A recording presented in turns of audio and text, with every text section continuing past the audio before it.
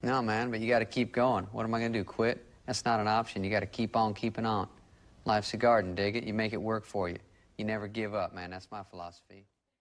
Hey gardeners, hope you're all having a great week out in your gardens. I'm just out here weeding our strawberries up here in these containers, clearing out some beds here. I did just notice we did have some baby Merlot lettuces popping up as well too here in this raised bed. We also are getting our containers all ready for all of our pepper starts that are coming out real soon. I did just notice this down here though. I don't know if you've ever seen this before. It looks like someone spit inside of your garden, but it's actually a little bug that's inside of this here. Yeah, we'll have to get that cleared out here. But all right, everybody, we've got a great show for you here today. So, all right, let's get growing.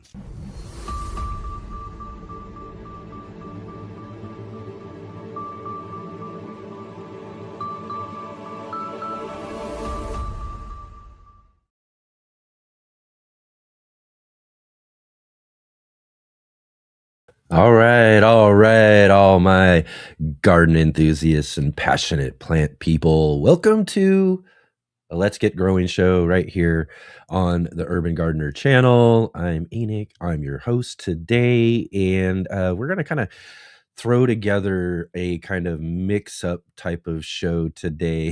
This is going to be just a little bit different. In fact, that's kind of why if you look at the thumbnail I made just quickly today, I was like, I don't know what we're really going to do, but we're going to do something. I've got an idea there too. I'll even explain too and pop this back up a little bit more about what that is growing there in the picture with me as well too. But yeah, that's kind of it today. We've got a bunch of kind of a little bit of this and that. I've got some explaining to do on some things that we'll talk about here in just a little bit. So we've kind of missed a couple of shows recently, and with some of those shows, we've got some segments that go with them. Our Sunday show and the Monday show as segments that I'm going to play that we didn't get played recently, and so we'll play that. We got Paul's in the garden segment that I'm going to play here in just a little bit. That should have played, I think, David's was last week when we were at the festival, but the week before should have been Paul, and we didn't have a show. So we're going to play that segment for you guys here in just a little bit here. So we'll have some in the garden on our Saturday show, and then also just a little bit later on too, I'll talk about the green room and all of that, and we'll play Shawnee's Grow What You Eat segment from this last week's green room show as well too. We'll do that. Plus, last week I also kind of teased a little bit of a community show for this week. Some things again, we'll talk about this, and they got thrown up in the air. So we're going to do kind of somewhat of that as well too. So we're going to chat about some things. I'm going to play these segments. We'll get through all of that sort of stuff here, and then later on I'll share the show link with everybody here today, and we'll do kind of a somewhat of a community show, kind of something a little different. So and we'll kind of maybe end the show with that in the second hour or something like that, and we'll just kind of figure it out. We'll see what we're doing. I don't know.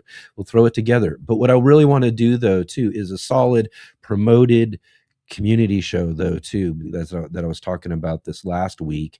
And so what we'll do for that is do that this next Saturday. So we'll kind of get some things kicked back up. We should have some regular shows and all that sort of stuff kicking back into gear as we get moving forward and stuff too. So hopefully we can start that off with a really great community show this next week. So we're just going to kind of, whoever's here a little bit later on, we'll see who wants to kind of jump on with us and kind of hang out as we're finishing up the show a little bit later. And we'll get the J-Bot on with us and all of that as well too. But next week, and we'll promote this throughout the week. We'll even talk about this a little bit later as well too, about having just a full-on regular old community show, but I've got an idea I want to share with you guys about all of that coming up later in the show as we talk about all of that as well too. So yeah, lots and lots of things growing out there and all of that going on. I do want to mention to everybody, I guess we should probably do this right off at the top of the show, though, too. Let's go ahead and start off today's show with a big old thumbs up. Let's click that like button as well as hit the share button, bell notification to be notified of all of our upcoming live streams and shows. We're going to have some great guests still coming up here this season here on the show. So you're going to want to make sure you're subscribed and being notified of who we got coming up and all of that. And definitely share with all your friends. Let them know about the Let's Get Growing show. And yeah. Also, too, big, huge shout out to all of you who are joining with us here on the replay. Thank you so much for hanging out with us. It's great to have you here, joining on your time. Appreciate you taking your time to be here with us today. And if you can, definitely drop into the comment section down below. Let us know you're here. Let us know where you're growing from, what you've got growing on in your garden. I want to hear all about all of that. Or if you just want to drop in and say hi, if you're new to the show or you just found us recently, all of that sort of stuff, I definitely want to hear from new folks and all of that as well too, down in the comments below. And if you are here with us, join with us live here today, also definitely join in on the conversation. And we'll also, again, I'll try to pop up some things here and chat with all of you. But I think, in fact, we can go ahead and do a roll call too. So you can jump in and also let us know where you are, where you're growing from, what you got growing on in your garden and all of that. We'll do a roll call here in just a little bit as well. We'll try to keep things somewhat normal. We're just going to just jumble some things around a little bit and do a little bit of a different show today. But yeah, well, let's go ahead and we'll do a roll call coming up here in just a few minutes as well too. So if you're joining in with us here right now and you're with us live, definitely drop into the chat there and let us know that you're here. Yeah, excellent. And yeah, it's great to have you all here. Thank you so much too for hanging on with us here over the last couple of weeks, especially here on the Saturday show.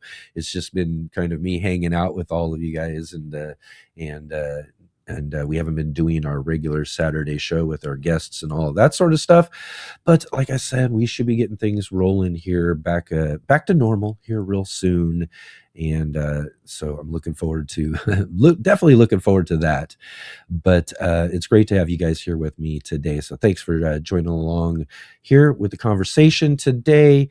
And and like I said, definitely drop into the chat, ask any questions or anything like that as well too. If you have any questions for me today, and also think about joining up with me a little bit later on here too in the show. Like I said, we'll do kind of a second hour kind of community show type of thing. We'll set something up here for the second hour of the show, and we'll hopefully we'll get to see a lot of you folks here too as well too. So right on. Let's see here. I'm going to go ahead and well, actually, I'll just kind of tell you, a little bit about what I got growing on. I kind of was talking about and showed you guys a little bit about the back patio area that I finally got that area. I've been working on like the front of the alleyways here on the side, the stuff that's kind of around the house and all of that, and getting things set up and cleaned up and doing all that sort of stuff. I've been, obviously doing some things with the indoor stuff. We've been getting the pepper started. I've got a few tomatoes and we've got some eggplants and some other things that we're getting going. I've been seeding out now, getting some squash, some cucumbers, all of our kind of real summertime stuff, the melons and things like that. We've been getting those things going and everything. But I was finally able to dedicate some time to getting my back patio really kind of at least ready to start planting out. So when all these things start popping up and all these seedlings, we've already, like I said, we already got the tomatoes. Those are going to be going out hopefully this afternoon. I'm going to get those out, especially out here in the alleyway. I fixed up our big trellises. I got these really cool big trellises I got from Wendy a couple of years back at an heirloom exposition she gave to me, and they're really awesome. That, like, you know, when you talk about these little tomato cages you can buy that aren't really tomato cages because they don't hold them in, these things are big, solid as well too.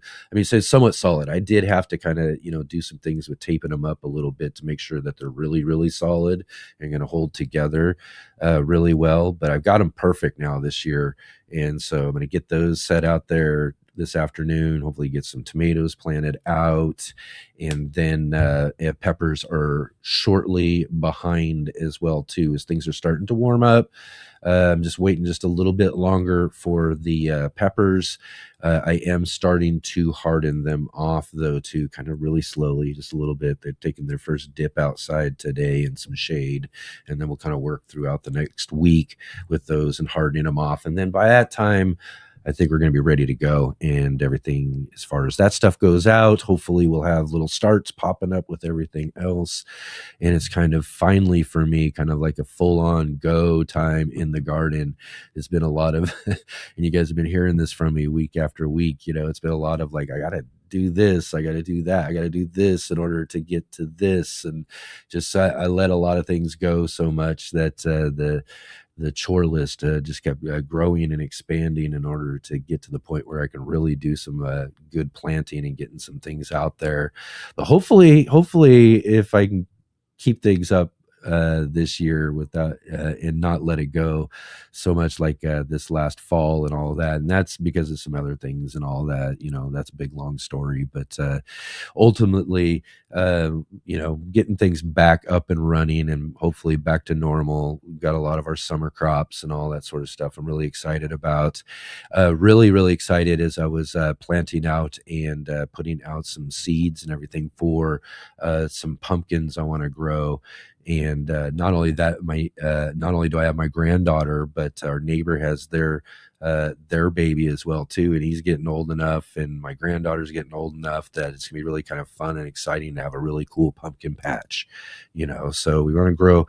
I want to grow like a one that will have a few different types or a few different actual fruits on it, and then I'm also going to try to grow one that's a big one. So I'm going to try to grow one fruit on one plant and try to get one as big as I possibly can.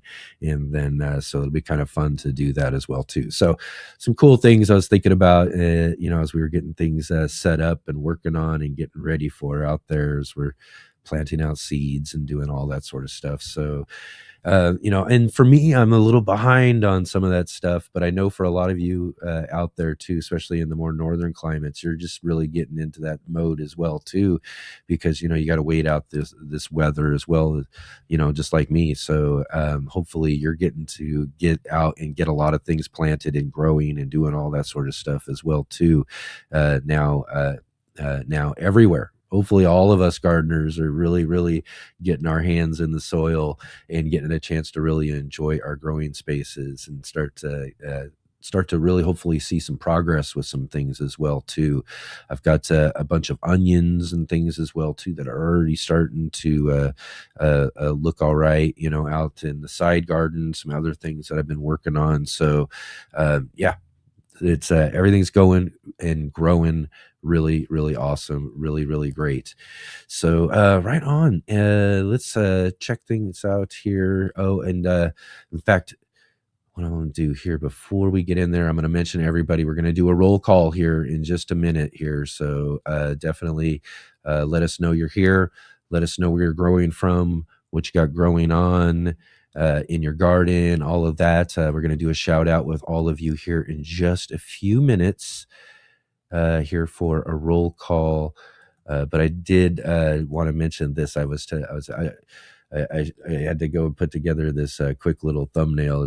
If anybody who's in was maybe been checking, and I'm sure that's why there's probably not as many people here today. Is I was so behind with certain things, and certain things came up that I'll talk about, and really some other things set me some really far behind. Didn't even get the show set up until earlier, and so I was like, oh, and I need to snap a thumbnail, and then I need a picture. But I was just looking and searching for this picture the other day, and I thought, oh, you know what, I'm going to use that one. This is a picture here of this massive, gigantic French breakfast radish I grew.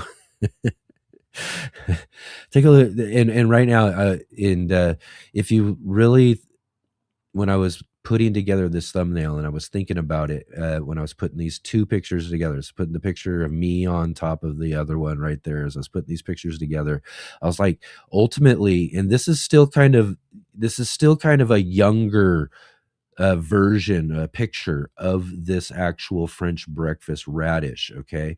It got a lot bigger. But so ultimately what I'm saying here is that it got to, if you can imagine, they're almost life size compared to my picture. If you to scale is what they would say, right? They would be to scale. So, so I mean, it got gigantic. I'm not even kidding you. I could hold it out in my arms like that, spaced out with my hands. So if I was actually holding it, like I'm looking right there, that's about how big this thing got, and it grew over a 2-year period of time. And I think I've told this story before here on the show, but this again, started out as a regular French breakfast radish. And I know I've talked about this on the show before, because radish is one of my favorite multi-use plants. So you can I grow a bunch of radishes. My favorite's the French breakfast. So I'll grow a bunch out, and I'll eat and harvest a lot of fresh ones out of the garden. And then what I'll do is I'll leave maybe a handful or so, right? Maybe 5, 6 or so out of the whole, and I'll leave some of the best ones too, the ones that look the best, in order to grow to seed, right?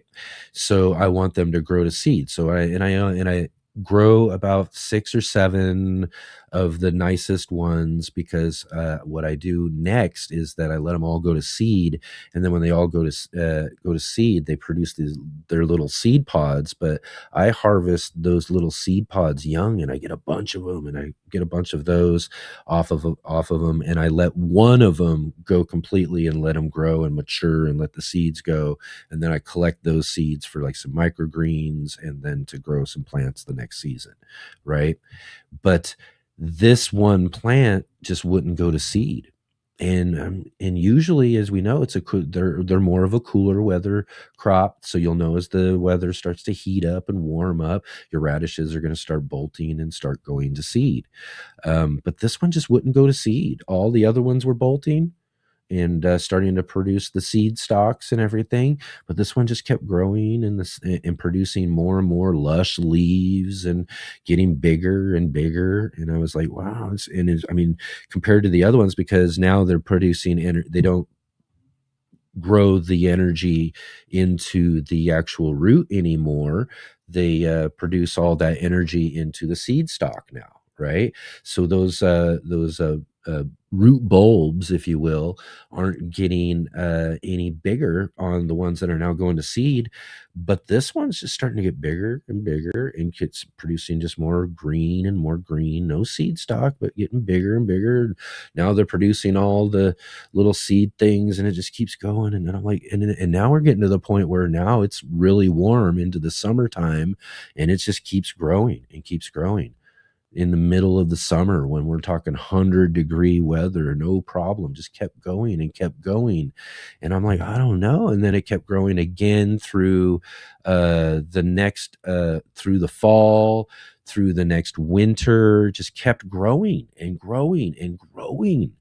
I'd never seen anything like it before. And I never thought, and it wasn't until like afterwards, and it was already gone and all of that, that someone gave me the idea of, like, I should have taken it to one of the fairs and entered it in like one of those big giant contests or something like that. Or I know in what I was actually looking for was another picture. I'll pop this up again.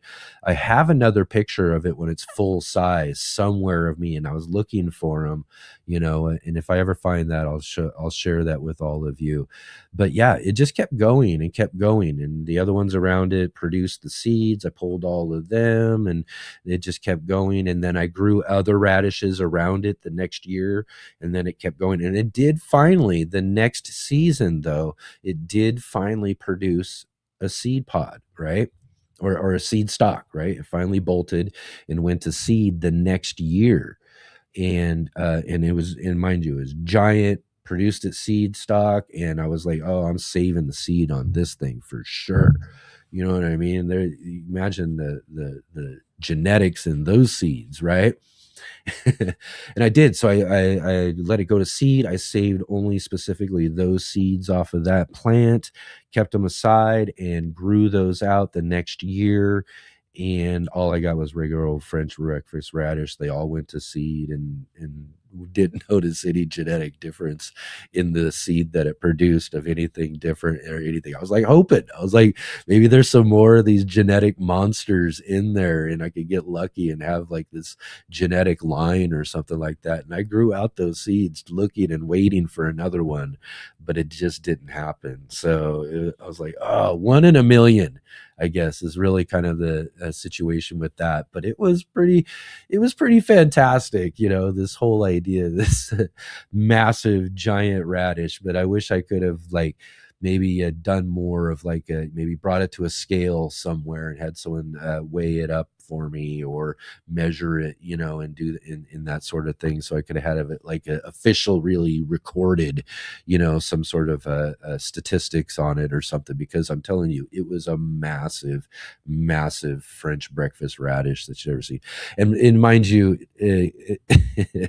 by the time that thing got about so big, it's not edible anymore. You're not wanting to chew on that. Those things that get so woody and I don't know if you've ever tried to chew on one that starts to produce the seed stock and all of that. They're not tasty anymore when they get to that point of being so big.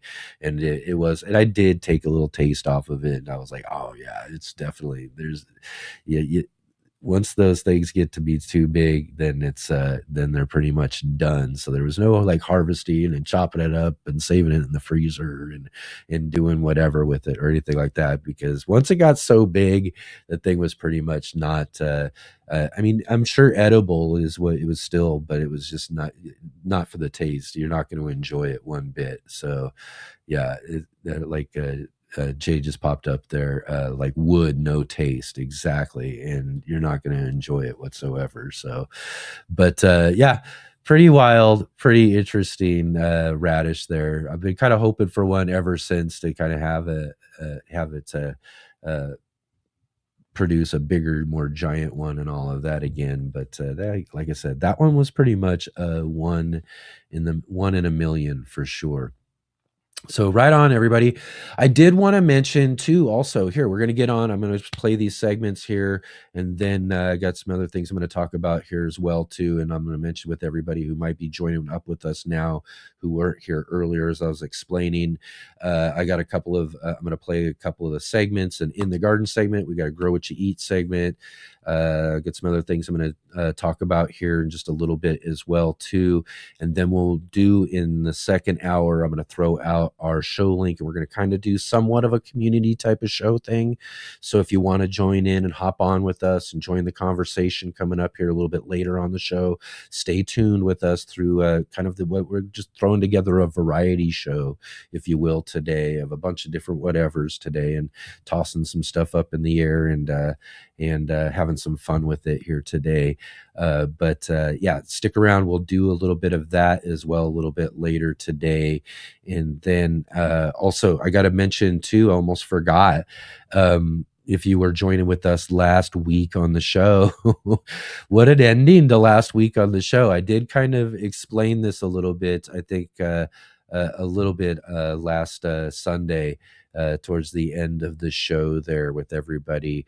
But just for anybody who didn't get a chance to hear that, but do remember last Saturday's show and how it all ended.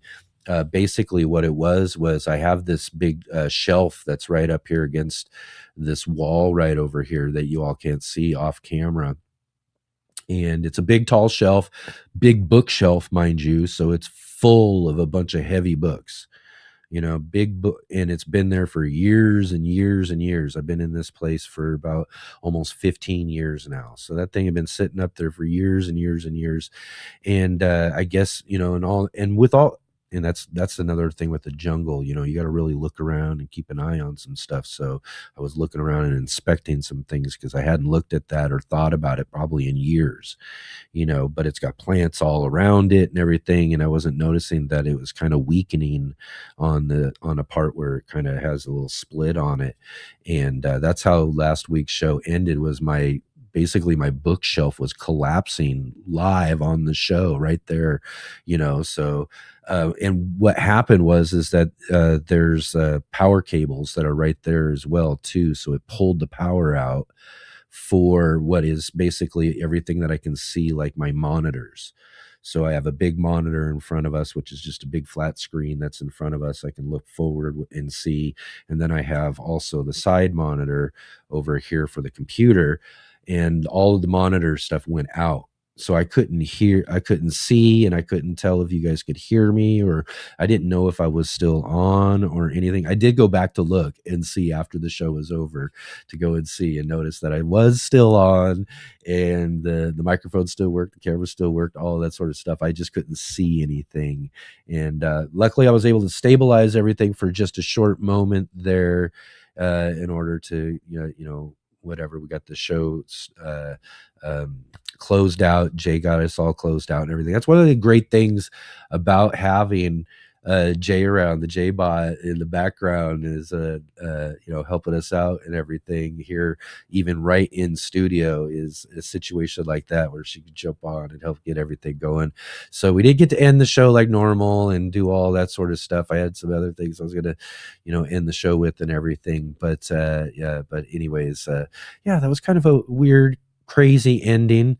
I'll always remember that one for sure, having the bookshelf collapse on me live on the show. So that's pretty wild for sure.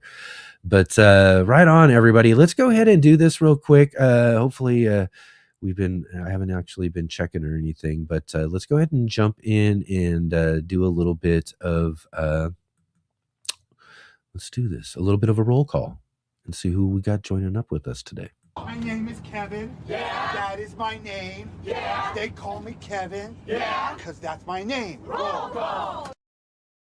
All right. Roll call for anybody who's new is where we get into the comments here and we see who's been joining up with us and hanging out with us here live on the show.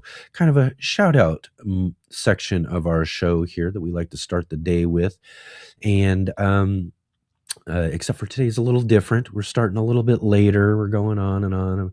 I'm going on and on about whatever. But let's go ahead and start our roll call off by saying, again, I was just mentioning just before we started, our good friend Jay Dixon joining us from Huron County, Midwestern Ontario, Canada, in the lee of Lake Huron. And Jay is our in-house J-Bot, like I was saying, helping us close out last week's show because of the crazy bookshelf collapse, and also in our chat and sharing links and doing all that sort of stuff for us as well, facilitating our conversation here on the Let's Get Growing show. Thank you so much, Jay, for all that you do. Thank you for closing out the show, and hopefully we'll get to say hi here in just a little bit later on in the show as well too. Let's see who else we got here with us. Joe from Muddy Puddles Farm. Good evening, Joe. It's evening time over there in the UK. It's great to see you. Our other friend from the UK, we got Rob's Allotment Gardening. Rob's Attic here with us. Good day. Good to see you, my friend. Hope everything's going good. We've got our friend Bowtie Life. I mean, right on. Bowtie is going live with a Mother's Day mail call pop-up number 27 tomorrow at 11:30 a.m. before tomorrow's show. Awesome. Link right there for you all if you want to go check out that live with Bowtie. doing that, joining us live last week on the show. I mean, how fun was that?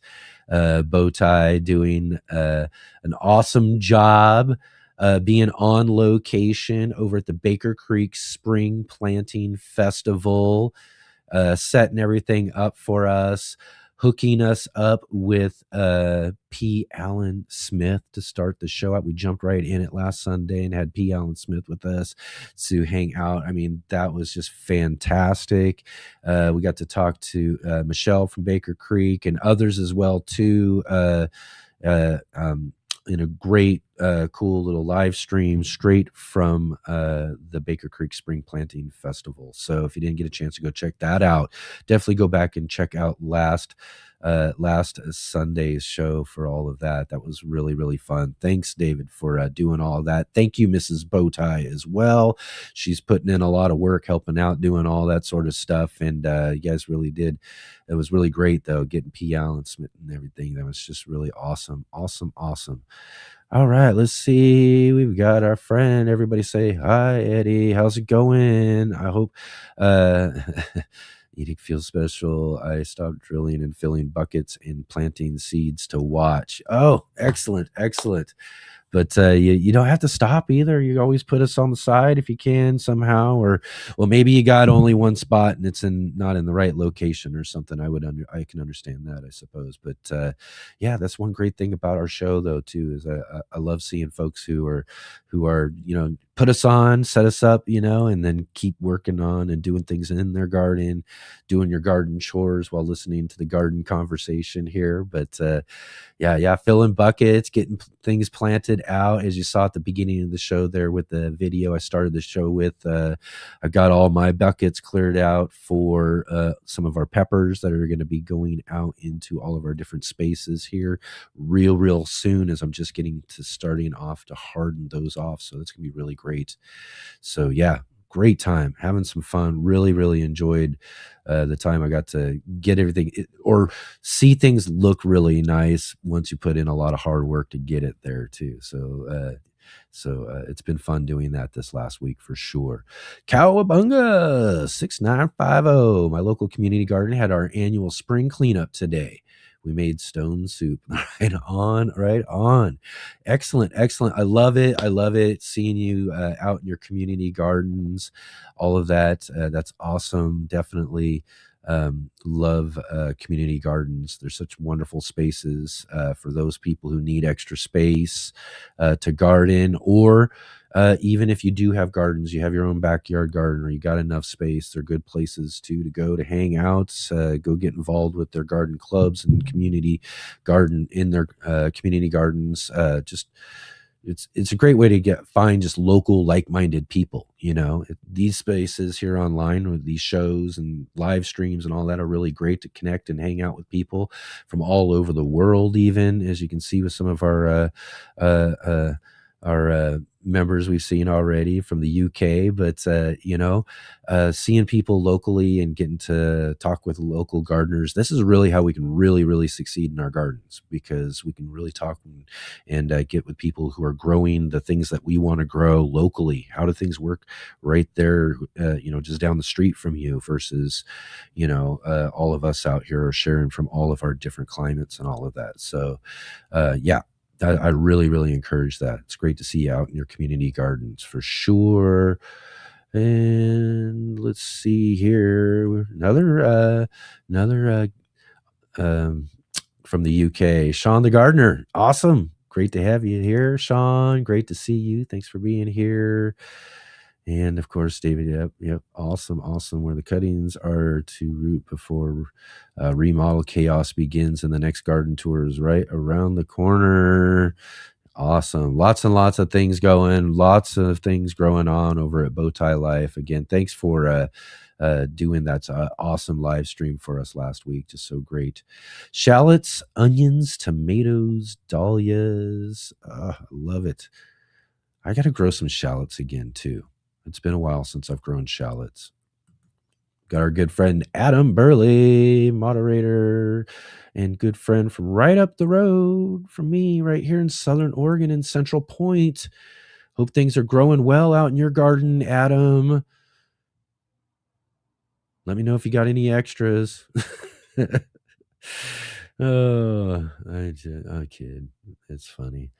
Yeah, Adam was so awesome last year. He was saved my life with tomatoes. I messed up all my tomatoes last year, and he brought over tomatoes for me last year. It was really, really awesome. So if it wasn't for Adam last year, I wouldn't have had any tomatoes. So great to have some good, like I was saying, it's great to have some friends locally, just right up the road in case you do fry up some tomatoes and need some help from your local friends to make sure you got some in your garden. Right on, Eddie. That's right. Right on. Right on. Great to have you here. Thanks for being here. Joe says it's been cracking day here too. I've been having a devil of a job with my parsnips this year. I'm trying Guernsey half long, 3 sowings and nothing. Nothing. Seed is not good then for sure, huh? You can probably try to move on to a different variety. I've never had a problem with them before. Any ideas? Yeah, that's what I'm just saying. You just got a batch of probably some seed that wasn't handled right, or I don't know. Who knows what could have happened? Got stored in some hot sun or something like that and burn them out or whatever. I'm not sure what the story is on with the seed, but if you tried 3 sowings, you're getting nothing, then I'd be moving on to another variety for sure. If you, yeah, especially, you want to get some in with any time left at all. So definitely do that. That's the only idea I can really say with that one for sure. It's happened with a couple of varieties for me, and I know it's just probably they're old, and I've, and again, I probably didn't store them as correctly, years ago when I wasn't storing things very well and all of that, and so I've had a few varieties that just didn't pop up at all for me. So luckily I've got some other varieties of some other ones and stuff too. And again, that's why it's always good. That's why it's always good with to have those big seed collections with a bunch of different varieties of different things, when you got things you can turn to when certain ones aren't working out right, so we can just move on to another variety and try those out. Or like I do, I try to plant out, at the same time, a bunch of different ones, and see what, and hopefully, you get all of them and it's great, but if some of them don't work out, you're still getting the other ones that do, that sort of thing. All right. Yeah, and you know what I mean? And it's also, we talk about monocropping and farming and all that too. I make that similar argument when it comes to monocropping in our gardens. It's always great to have multi varieties, have different varieties growing and everything. And that's why I also, again, when people talk about crossings and stuff like that, when it comes to certain varieties, certain things, because I've only got so much space. So, and at that point, I'm just, I'm just planting new seeds for things that cross easily. All right. Yeah, like all my curcubits or my peppers, those things, I just grow from new seed each year because just so I don't have to, I can take away the risk of crossings. And then a lot of other things like tomatoes, I haven't had any problems with any of those, and I've grown them pretty close together. Let's see here. Happy Saturday, everyone. Sunny skies in Toronto. Awesome. It's great to hear some good sunny skies. Hopefully getting some good stuff going on in your garden. Right on. Let's see here. We got anybody else going on here? Question here. Rob's asked to everybody, do pigeons eat bean seed? That's a good question. I wouldn't know. I mean, like planted bean seed or just beans that are just laying on the ground. I mean, I imagine them pecking around. I don't imagine pigeons digging. You know what I mean? Whereas some birds will dig up seed. I don't know if I would think a pigeon would myself, right? But maybe someone knows for sure. All right. Becoming a green. Oh, wait, right here. Yes, pigeons eat bean seeds and are known to be nuisance in gardens by consuming newly planted seeds and young legume crops while they eat various legumes such as peas and other things. Wow, lentils, small split beans. Oh, yeah, best to prevent choking, while raw beans can be too large and hard for them to digest safely. See, that was the second thing I was going to be thinking about, is like, are beans just too big for them in a sense as well, too? So, yeah. But for me, I don't know. To me, it just seems like I imagine maybe them pecking a little bit. So if things get kicked up by pecking or whatever, some birds will actually really dig in. Maybe they do. Maybe they do for sure. But yeah, becoming a green stalker. Thanks for joining with us here. Thanks for joining us on the show. All right. Great to see you. We got Robin from Robin Gardens. Quick hello from Chicagoland. Very busy garden day here. I put up all my tomato cages in order to visualize how much room I have.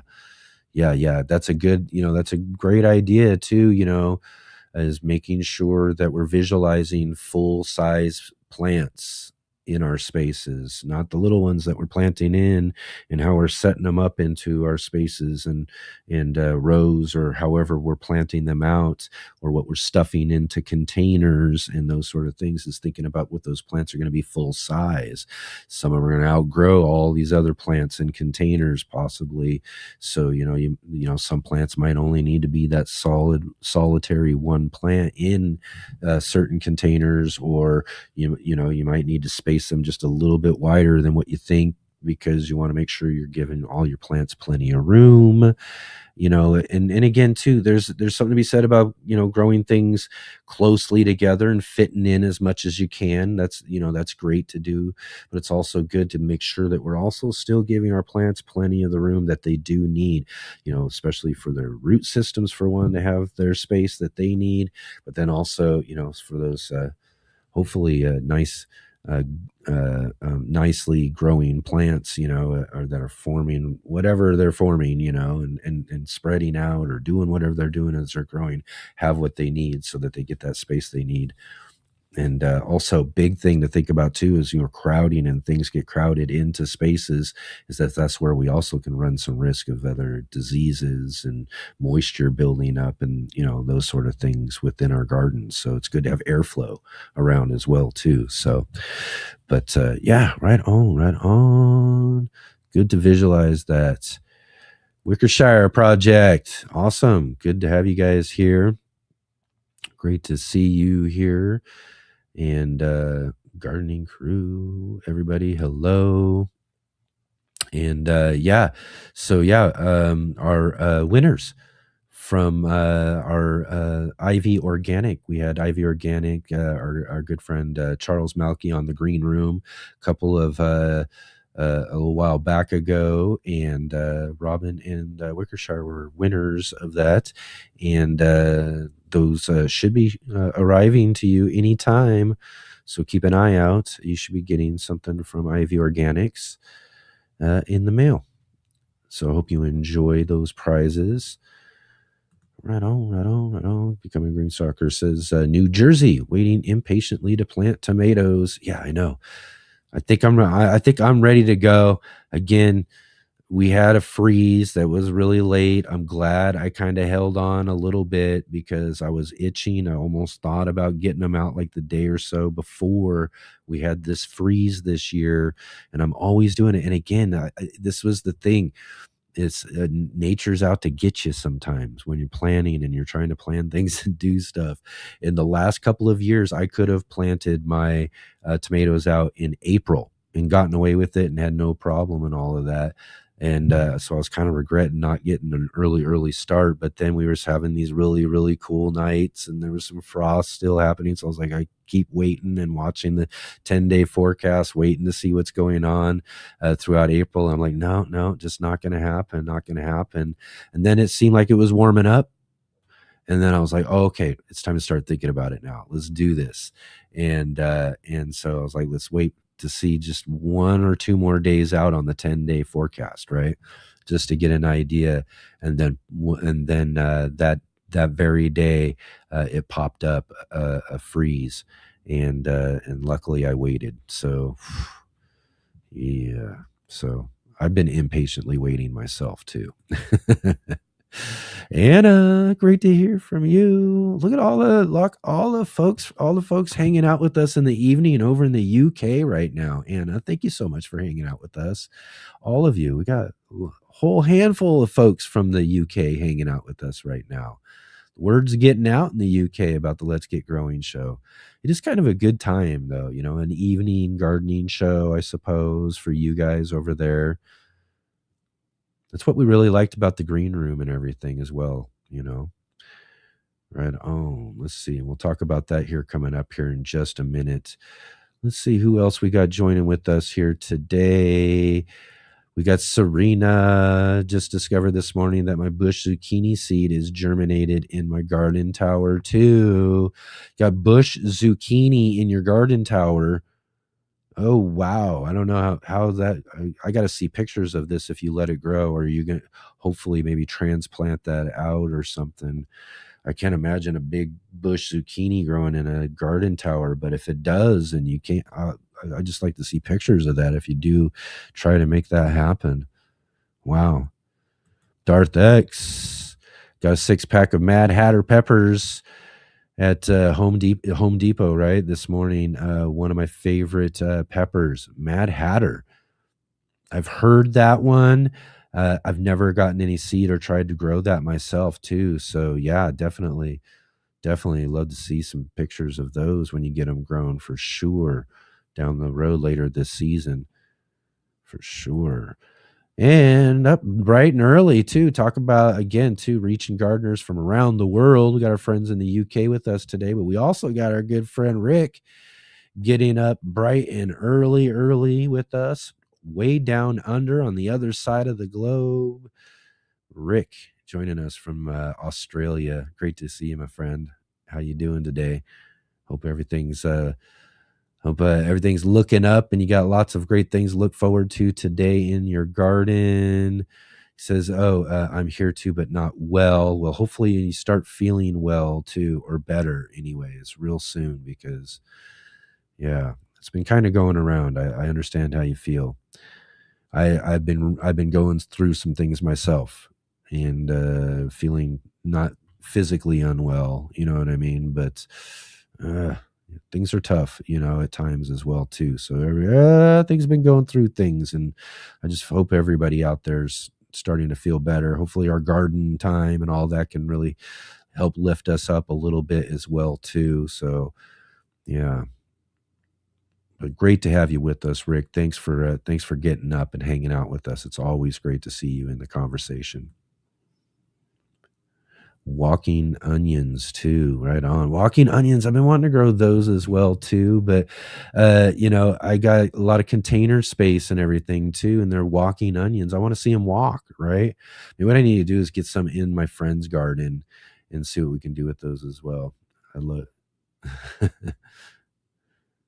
But let's see here. Our good friend Farmer Marshall joining us from Georgia, 8A. How you doing, Farmer Marshall? Great to see you here. Says, I wish that you were near me. I have so many extra tomato plants. Oh, man. I know, huh? We share some of those tomato plants for sure. Yeah. Excellent. We got Wickershire Project. Pigeons are voracious. They'll swallow anything. Yeah, that's true. I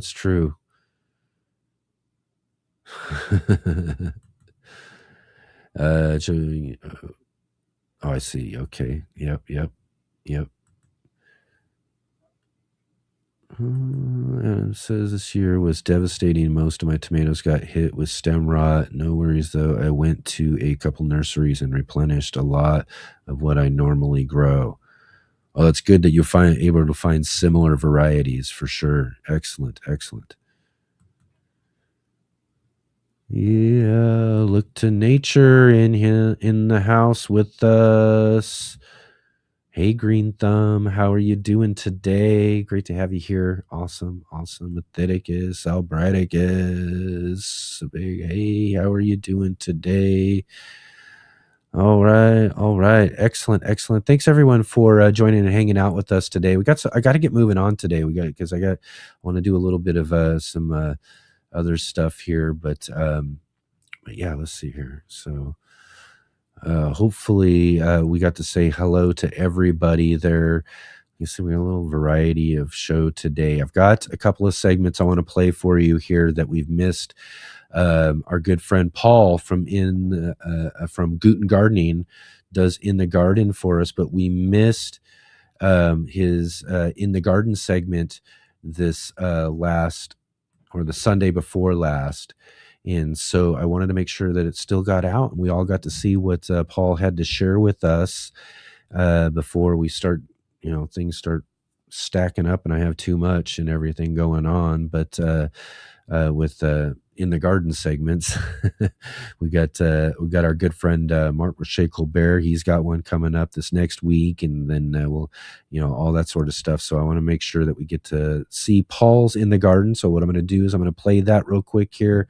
We'll take our break, and then I'll come back. I got something to chat with you then, and I got one more segment to play, and then we'll get on and we'll have like a little chat with a few of you if you guys want to kind of jump on and join in with me with kind of a little bit of a somewhat community show type of end chat that we'll have here in just a little bit here. But everybody go ahead and I'm going to take a quick break here, and you all enjoy a few minutes with our good friend Paul from Guten Gardening with a segment we call on the Sunday edition show, In the Garden.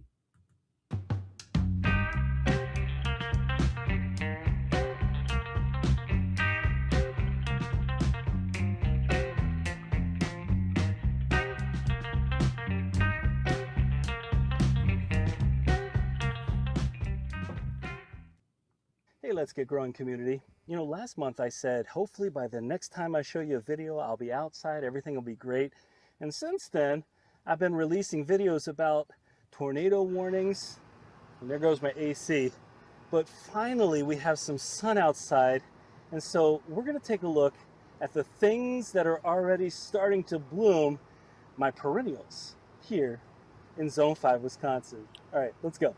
All right, we've got black raspberries everywhere, and actually the last couple of years I had these two beds right here, these two beds that were shaded beds, and quite honestly they weren't the easiest to get to, so we've been letting our raspberries, our black raspberries, spread across those beds. And I love this time of year because they just come to life and these new shoots are coming up, and I'm actually going to, I usually dig these up because I like to sell these a little bit. These are our heritage red raspberries, a fall bearing raspberry, but these are coming up and I'm going to see all this life here just as the weather starts warming up. All right, to be fair, what I'm showing you next is not a perennial, but how can I pass up showing you the fact that our garlic is looking wonderful this year? Everywhere I planted is coming up so nicely. I've got it fertilized. I actually left the hay on. The folks that I got this from, Keen Organic, one of the things that they said was, in answer to the question, do I have to pull off the hay? Do I have to uncover these? And they said, no, just leave it on there. The garlic will come right through it, and that'll help keep some of the moisture in. Well, to be honest, with all the rain and everything else we've had, I don't know how much moisture I need to keep in. But anyway, here are some of our Egyptian walking onions. I could already be eating off of these. They come back every year. They spread if you let them. And right here, I need to cut back the dead stuff. I actually didn't get a chance. Oh no, I didn't get a chance to get out here and cut back my asparagus. The first year I didn't cut it back, but you see all the asparagus coming in here. Oh man, are you ready? You can taste this with me.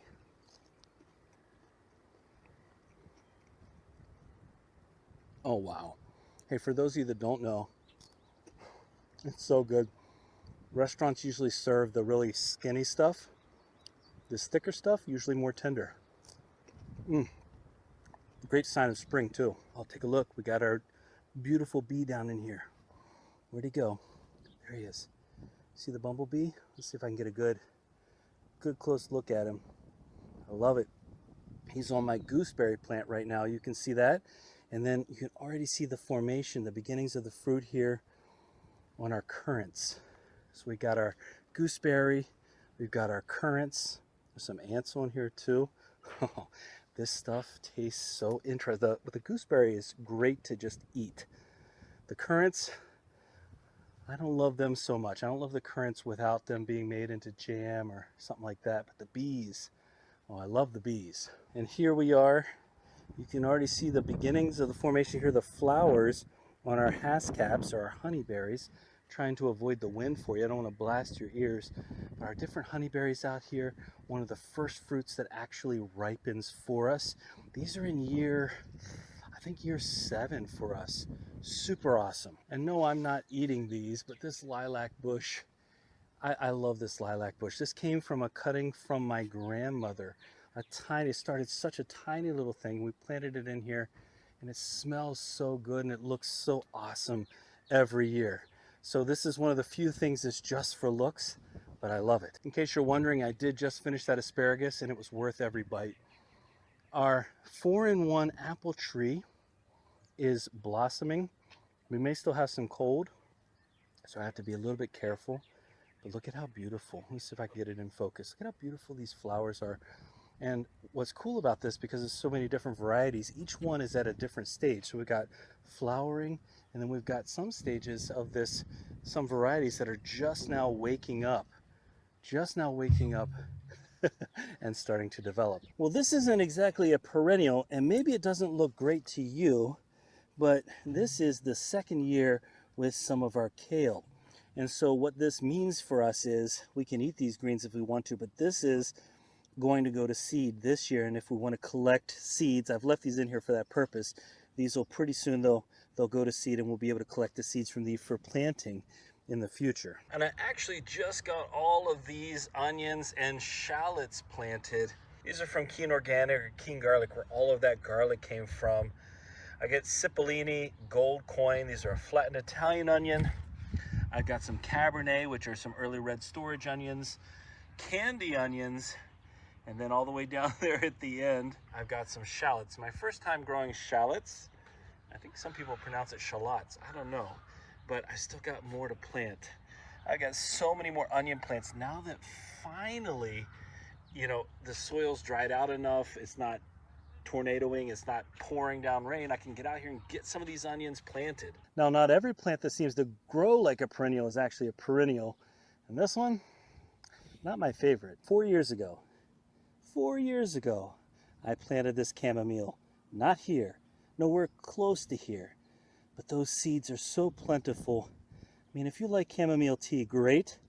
But good luck when they go to seed, when they flower. Good luck getting rid of it if you ever want to. And there she is, the beginnings of flowering of our Ho Sui Asian pear. So many delicious pears on here last year. I can only hope for the same this season, just as it's getting started.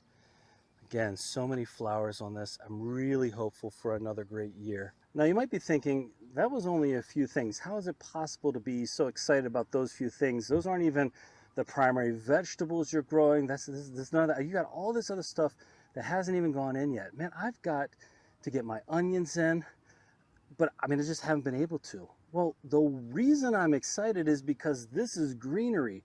This is after a winter of being inside, growing indoors, yes, but being inside. This is what I'm waiting for. I'm waiting to get out here and experience this and eat this food and take part of this. And even, I'll show you something, and even something like this, our strawberry spinach, which is just like that chamomile. I've been trying to get rid of it, but it pops up everywhere. It's not even a real spinach. It tastes kind of like spinach. But this stuff goes everywhere, and even that doesn't upset me one bit, because I know I can actually eat this. I can enjoy this. Look, there's even more of it. There's more chamomile right there. And this is the sign that the weather's warming up, and in the next couple months, this garlic's going to grow up completely, and I am going to be able to just enjoy so much the fruits of our labor, the vegetables of our labor, and I can't wait. So those of you in the Let's Get Growing community right now, here's what I'd love for you to do. down in the comments of this live stream. Do me a favor, go ahead and tell me what your favorite first fruit or vegetable of the season is. Not your favorite one to grow overall, but your favorite one of the first one of the season. Mine is going to be asparagus. It's going to be asparagus because I know when that asparagus is coming up, everything else is going to follow shortly thereafter. All right, this video may not be the longest video today, partly because I have so much work to do, I'm so behind because of the weather. I'm not complaining, we got lots of groundwater now, but I'm so far behind, I have to get back to work. Anyway, I hope you enjoyed this month's video. I hope you are as excited as I am, especially when in the cooler growing zones. I do realize those of you in the warmer growing zones are probably at a different point in this process, but for me, the excitement renews every year. And I think that is so important. You should always be excited about the garden. Yes, there are times when you may dread the amount of work you have to do because you just are so busy, but there should always be this excitement that I hope you're feeling in this video today. All right, folks, I'm back to work. Have a wonderful rest of your month. I look forward to seeing you all next month. Let's Get Growing community. Enjoy yourselves out there. Have a great month, and I'll see you next month.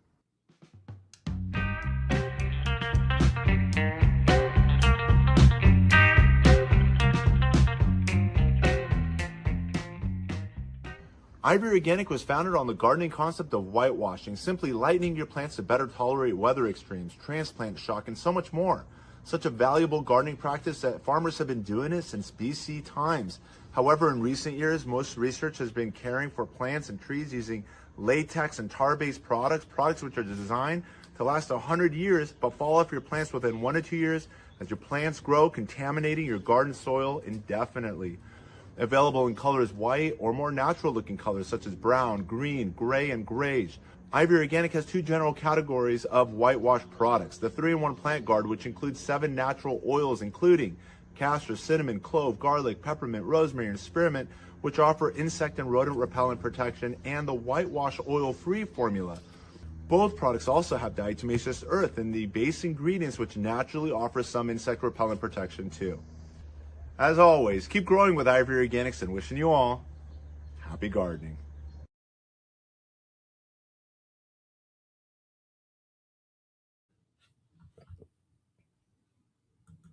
Well, I better put myself back on. All right, everybody. Here we are back at it here on the show. And what a great segment by Paul. Really glad we could get that on because he had such a great, awesome tour, some really amazing things growing on there. But he asks the chat here, what was your favorite first fruit or vegetable in your garden? And we've had a few folks say, like Rick said, garlic. Darth said strawberries. We've got Dusty says asparagus is the first, right? Asparagus. And except for spinach that has mysteriously grown all winter and so sweet. Yeah, that's kind of like one of the all winter ones and everything. Rick, he says oranges and mandarins. That's a great one. That would be, if I could, that would be my favorite for sure. Rhubarb. Anna says rhubarb. And Rob says his is first early potatoes. Yeah, excellent. Look to Nature says Churro Roxa purple perfume pepper. That's favorite fruit. Awesome. Mine for the first thing, I think is if we think in the year, first thing of the year coming up that I like. I'm a real grazer, so I love eating out of the garden. One of my favorite things since when I was young is I never liked them cooked or anything when I was a kid, and I just couldn't do it. But peas, but they are really one of my favorite things. Good sweet peas or something like that. Young sweet peas right out of the garden, fresh on, in the cooler time of the year and everything, is one of my favorite things. So that's what mine would be for sure if I was to say. Let's see here. Julie says my favorite this season is great lettuce grown in small raised beds on my kitchen deck Yeah, right there. So convenient. That's perfect. That's perfect. Right on. Well, thanks, Paul, for a great segment for sure. Go check out Paul over at Guten Gardening, and we do have links down below for all of our contributors. Find Paul at Guten Gardening and his link down below. And I do believe Jay, yes, has shared a link for all of you who are here with us live in the chat. Go over there if you haven't subscribed to Paul and go show him some support. Go check out some of his videos, all of that sort of stuff. What we like to do, show each other some support. Go and hit up the comment sections. Always hit comment sections, even if you're just dropping by to say hi. Always do that. That's always one of the best things you can do for a channel to show any sort of support, is just to put a comment of anything down below in the comment section. So definitely go do that for Paul. That'd be really awesome. Rob says, yeah, that was a good segment. That was really great. It was really awesome to take a look around at what he's got growing on there and everything too. All right, everyone. So let's see here. Real quick, I do got to talk about some stuff, and then we're going to get on to our next segment real quick, and then hopefully we'll have enough time here spend the last half hour here with all of you guys to maybe we'll see if anybody wants to jump in and join in with us, and that's what I'm going to do here. In fact, I'm going to find a way to get this here, and yep, there we go. Hit that there. And then what I'm going to do is I'm going to put the show link into the chat here for everybody, and I'm going to share that with you here in just a minute. And what I'm going to do is I'm going to share that with you guys, and then I'm going to play the segment. So while the segment's going and all of that, you guys can use the link. I'll post it a couple more times for those of you who might join in later or that sort of thing. But we'll post the link a few times while the segment's running. You guys can join in the background with us here. And then when we come back from the segment, then we can have a little chat. We'll just spend a little hangout real quick here as we're finishing up the show, and to see how it goes. It's kind of, like I said, just a little mix of everything. And then again, like I was saying, we're going to promote and do an actual community show next Saturday, if I can get that out. All right. So there we go. Awesome. Perfect. And yeah, so here's the deal. Now, this last week, I got an email from our co-host of the Green Room, our great, wonderful, awesome, amazing co-host from the Green Room, Natalie, the Fresh Princess. She's been our co-host of the Green Room and been on this really awesome adventure of this really cool third show. And, we've been calling it our 3-day gardening weekend, and we're on the Monday evenings with this. Just been it's been really, really fun. This really great show, and she's just been an amazing, awesome co-host and all of that. But she's got things she's got to do, and she's really busy, and she's got to work on some other things that are going on and all of that. And so she's decided that she's going to move on to working on those sort of things. And we wish her a great, awesome farewell from the Let's Get Growing show family of shows, the Green Room.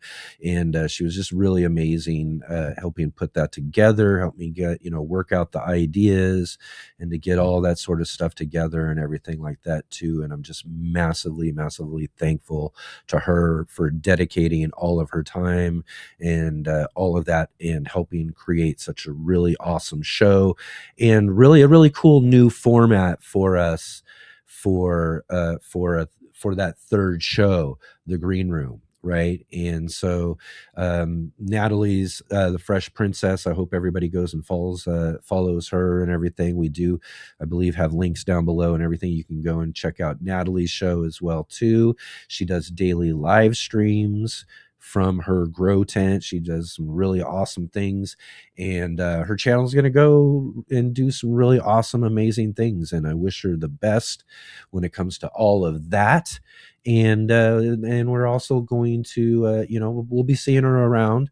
When it comes down to it, we'll be seeing her around and all of that. I'm sure we'll get her on some shows and all of that. So again, thank you, Natalie. And that's kind of that news on that. The other news is, though, the green room is kind of down for the time being. So, as they would say, indefinitely, right?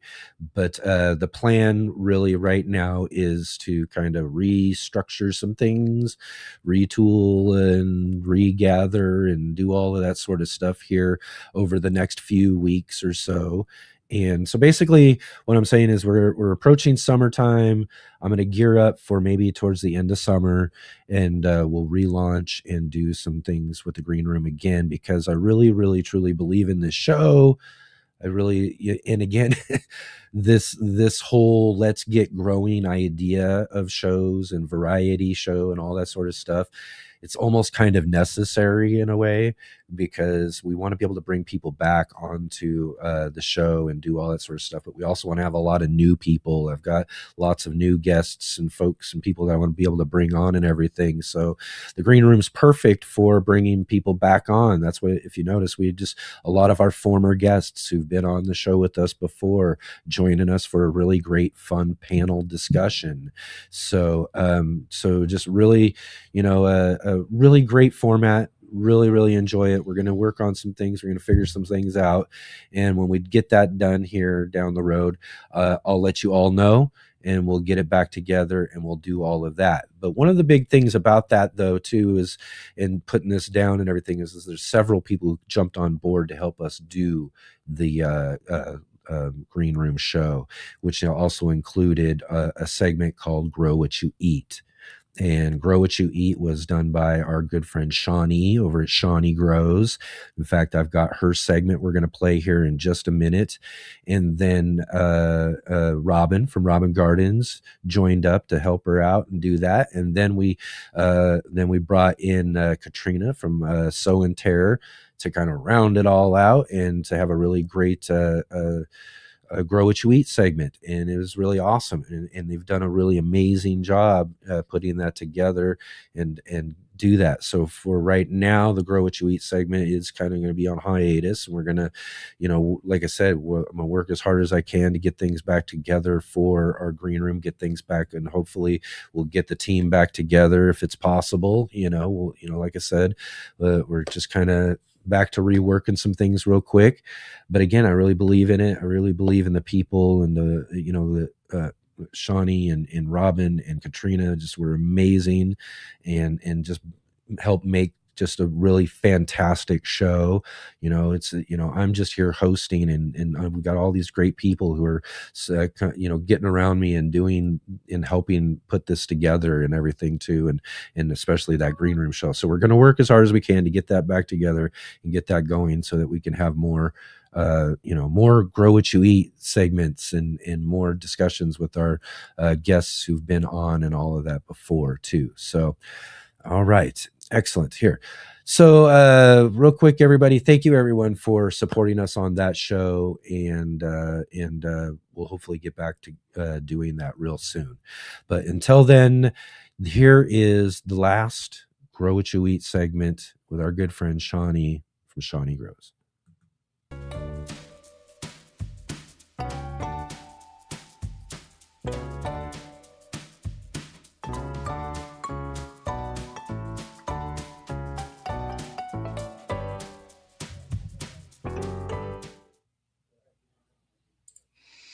Most people plant a fruit tree and then leave it to struggle on its own, but in nature, trees never grow alone. So today, I'm going to talk about building a fruit tree guild here in Zone 5A, Minnesota.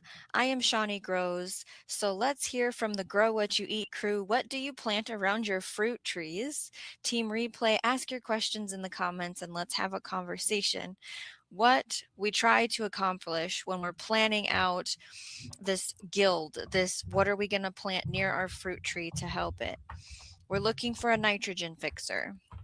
We're going to break down plant examples as we go through this conversation. We're looking for some kind of accumulator. We hear about bioaccumulator. A pest repeller is beneficial. A pollinator plant, of course, we always need those. Something to cover the ground. A soil breaker, a biomass plant. I'm also going to be talking about common mistakes that happens when we're planting our guilds, our area around a fruit tree at the end. So what this could look like and I'm going to show the 2 trees that we're going to gild here in a minute. A plant that fixes nitrogen, an example would be clover. A bioaccumulator would be comfrey. Now, Bocking 14 is what I have. It is where the seeds are sterile, so the only way to make it spread is to take a cutting, divide the crown up. Those are all ways to do that. It has a deep tap root, and it pulls up minerals, and then you chop and drop the leaves, or you can make a liquid fertilizer out of it. Comfrey is really useful in the garden. The chives are what I use. They repel pests. I plant chives around every fruit tree. So I'll be able to cut some of those in half and divide them and plant them in this new spot that I'm trying to figure out. To attract pollinators, nasturtiums are an option. Something that can provide ground cover, thyme is an option. Something that increases water infiltration is buckwheat. Something that can break up compacted soil. We always hear about the daikon radish being used for that. Something that can provide biomass for green mulch. I don't know why this was a source that I'm going to link in the video in the description over on Shawnee Grows, but they said horseradish, and I would never plant horseradish because I don't have a use for it, right? We only grow what we eat. We want to consider providing food for us humans, and an example of that would be a honeyberry that you can plant around a fruit tree. Something that can provide medicine for the humans, like an elderberry, something that can provide food for the wildlife, like a high bush cranberry. So the 2 trees that I have look like this. One is a Montmorency sour cherry, and the other is a flavor top nectarine. So as you can see, there is a wood chip around the tree, but there's grass in between them. And there doesn't need to be grass there anymore. I'm saying this is a project that we're going to start this season. So I do need to mulch with wood chips, and you might want to know why. So I'll tell you, this helps build soil. The wood chips can support a mycorrhizal fungi network. They hold moisture, they suppress weeds, they prevent compaction from rain. So like I said before, I do have on the property the Bocking 14 comfrey. I can take divisions of the crown and just take a chunk and go plant it over there, right? I have chives. There's bulbing flowers that I can divide and plant. I've actually even started to order plants. I have a black currant, I believe is the one I chose. Jostaberry, serviceberry, and some common yarrow. I believe yarrow was on the bioaccumulator list. Let me know in the comments if that's correct. Now I could plant buckwheat and fava beans to grow and chop it down to help feed the soil, to make organic matter, because I already have those seeds. Nasturtiums I wanted to plant in all of my little areas. Sometimes I say food forest or grocery row garden or a permaculture or a guild. There's probably different definitions for all those things, but I use them interchangeably, and maybe that's really bad. But nasturtiums can drop their seeds and come back the next year from that. And so I want to plant a bunch of nasturtiums everywhere. And I actually have a pack of daikon radish because I like to grow microgreens in the wintertime, and I have a bunch of radish for those. I do, past these 2 trees, going the other way, have a row of elderberries already. So I'm not going to put those in this guild. I am going to wood chip them completely though, so there's no grass in between them.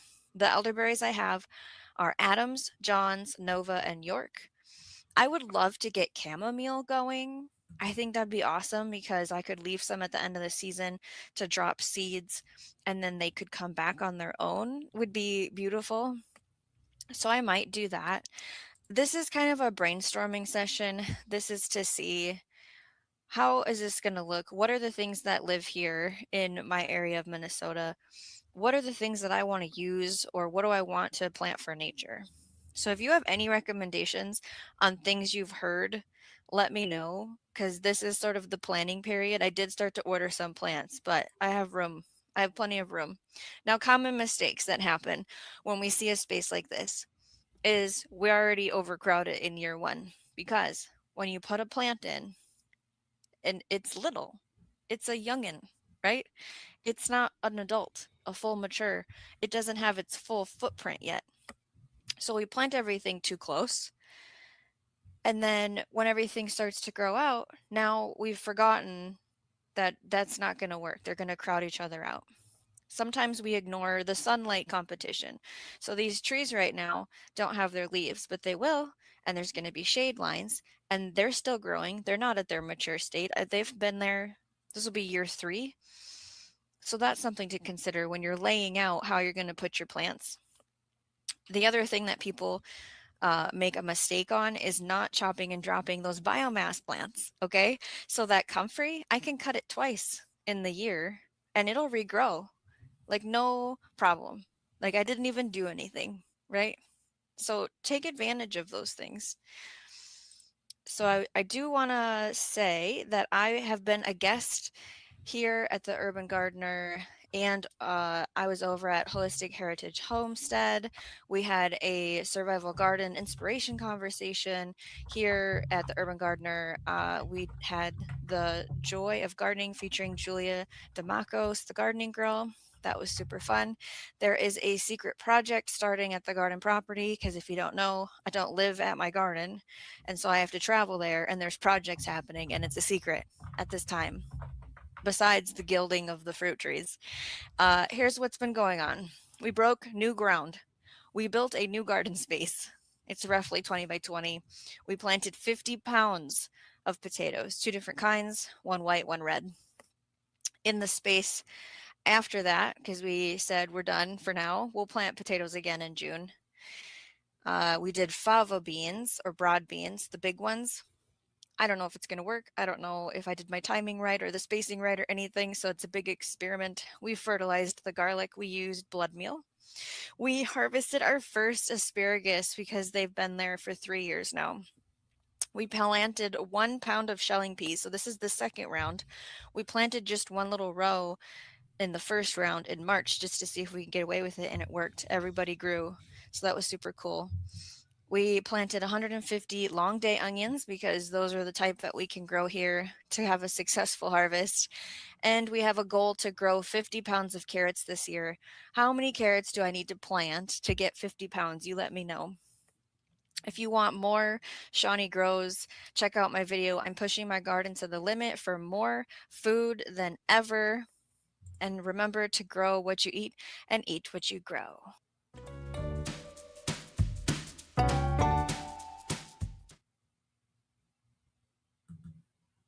All right, all right, all right. Awesome segment, Shawnee. Thank you so much for doing that. Thank you, Robin, Katrina, for the Grow What You Eat segment. And like I said, I think I said right, or actually right before the segment started, it said last. I don't think let's make sure that it's not the last Grow What You Eat segment when it comes down to it. Let's do that. But thanks for putting in the work to put those together and all of that as well too. So thank you again to everybody who helped support us for our green room show, and hopefully we'll get it right back and running here real soon. Again, it was just so much fun and I really enjoyed it, and we'll get back to doing that in no time for sure. So if you saw there during the segment, I did share with the live audience here today links for joining us on the show. So if you want to pop on and join with us here real quick, go ahead and drop in utilizing that link there. I'd like to see all of you if you can, or a few of you if you will. I already do have a couple who are in there. They must have snuck a link somehow, some way. I don't know, but I already got a couple in the background. So let's go. Let's get a couple more of you here joining with us in the conversation to use that link. Drop into our backstage here and join with us on the show for a little we'll finish up here with a little bit of somewhat of a community show, and then we'll officially do one hopefully this next week. And I'll talk about this here in just a minute, but let me fix this up here so we can start getting some of our friends onto the show. Let's see here. I wanted to see if we got. All right. Okay. We'll see if we can get our good friend and facilitator on the show here, maybe or if she's ready to go, then I think I've got it. Okay, I think I got it together here. Right on, right on. So what we're gonna do here is this is kind of a little bit different than what we do on a community show. This is just kind of a end of show kind of community hangout, if you will, because we're gonna do this just a little bit differently. But first, let's go ahead and bring in our again, and then I lost it. So what did I do? How did that happen? Okay, there we are. Let's bring in our friend, the J-Bot. Oh my gosh. See here? And I knew it. And then I would still get it all wrong and the wrong background on. This one's a little different for people. People don't get to see this one very often. Are you muted there? Let's unmute. I'm unmuted, but I wasn't speaking anyway. Okay, good. All right, there you go.